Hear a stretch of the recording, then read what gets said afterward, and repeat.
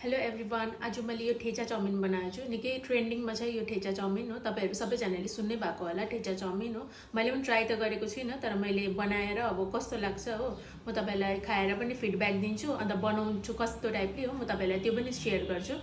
लु स्टार्ट गरौँ है त।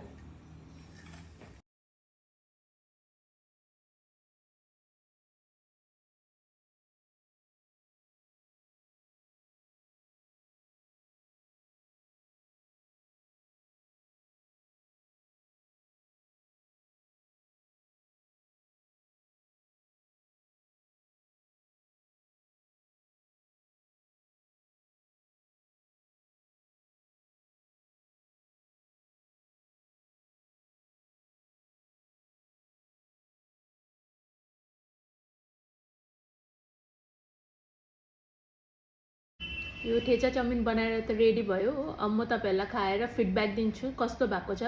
मलाई पनि राम्रो लाग्छ कि लाग्दैन, तपाईहरु बनाउनु भएर तपाईहरुलाई राम्रो लाग्छ कि लाग्दैन हो। तपाईहरु पनि ट्राई गर्नुहोस् होला हो। अब म तपाईहरुलाई खाएर भन्छु है।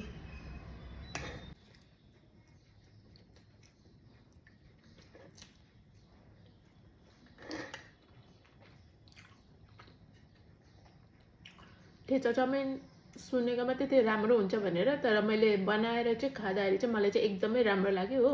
तपाईहरु पनि बनाएर खानुहोस्, तपाईहरुलाई पनि मिठो लाग्छ हो। यो नयाँ कुरो भयो नि त अब चाउमिनमा हाम्रो हैन। अब हाम्रो स्टाइल त छ बनाउने हो, तर यो चाहिँ एकदम डिफरेन्ट भयो। तर मलाई चाहिँ एकदम राम्रो लाग्यो। आई होप तपाईहरु सबैजनालाई पनि मन पर्छ। यो स्टार्ट म त अब स्टार्ट गरे, तपाईहरु पनि बनाएर स्टार्ट गर्नुहोस्, खानु हो, राम्रो लाग्छ।